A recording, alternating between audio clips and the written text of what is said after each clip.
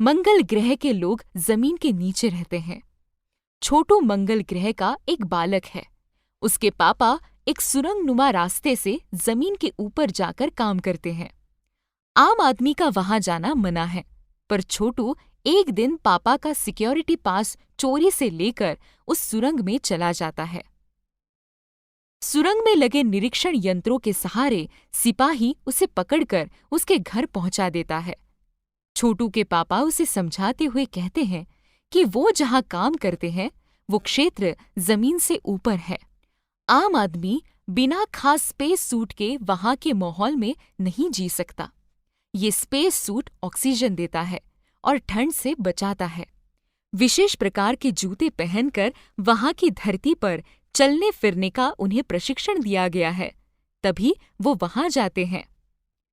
छोटू के पापा ने फिर उसे बताया कि मंगल ग्रह के निवासी भी पहले जमीन के ऊपर रहा करते थे। धीरे धीरे वातावरण में परिवर्तन आने लगा और प्राकृतिक संतुलन बिगड़ जाने से जीव एक एक करके मरने लगे। तब अपने तकनीकी ज्ञान के आधार पर उन लोगों ने जमीन के नीचे घर बना लिया। कुछ विशेष उपकरण उनके जीवित रहने के लिए उन तक सूर्य की रोशनी और शक्ति पहुंचाते हैं। इन उपकरणों की सतर्कतापूर्वक देखभाल करनी होती है। इसी कार्य में छोटू के पिता भी लगे रहते हैं। पिता की बात सुनकर छोटू भी बड़े होकर यही काम करने की इच्छा जाहिर करता है। ये सुनकर उसकी माँ उसे मन से पढ़ने और माता पिता की बात मानने की सलाह देती है। अगले दिन जब छोटू के पापा अपने कंट्रोल रूम में गए तो उन्हें पता चलता है कि संभवतः कोई अंतरिक्ष यान मंगल ग्रह की तरफ बढ़ रहा है। कॉलोनी के प्रबंध समिति की बैठक बुलाई जाती है। अध्यक्ष बताते हैं कि 2 अंतरिक्ष यान मंगल ग्रह की ओर बढ़ रहे हैं। ऐसी हालत में सुरक्षा की जिम्मेदारी निभाने वाले नंबर 1 कहते हैं कि उनके पास उन यानों को नष्ट कर देने की क्षमता है, परंतु इससे कोई जानकारी नहीं मिल सकेगी। वो बताते हैं कि इन यानों में केवल यंत्र लगे हैं, कोई जीव नहीं है। नंबर 2 एक वैज्ञानिक है।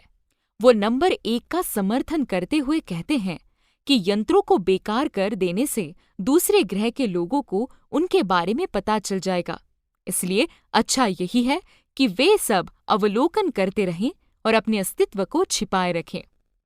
सामाजिक व्यवस्था का काम देखने वाले नंबर 3 सलाह देते हैं कि कुछ ऐसा प्रबंध किया जाए जिससे इन यानों में लगे यंत्रों को इस धरती की कोई चीज महत्वपूर्ण न लगे।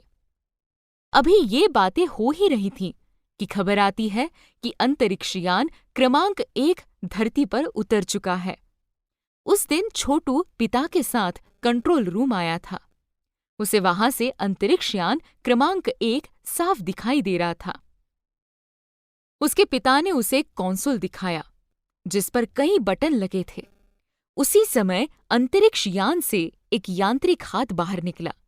सभी उसे ध्यान से देख रहे थे, पर छोटू का ध्यान कंसोल पैनल पर था। अचानक उसने वहां लगे एक लाल बटन को दबा दिया। खतरे की घंटी बजी और उसके पापा ने उसे झापड़ लगा दिया। मगर अंतरिक्ष यान के यांत्रिक हाथ की हरकत सहसा रुक गई। लाल बटन के दबाने से यंत्र बेकार हो गया था।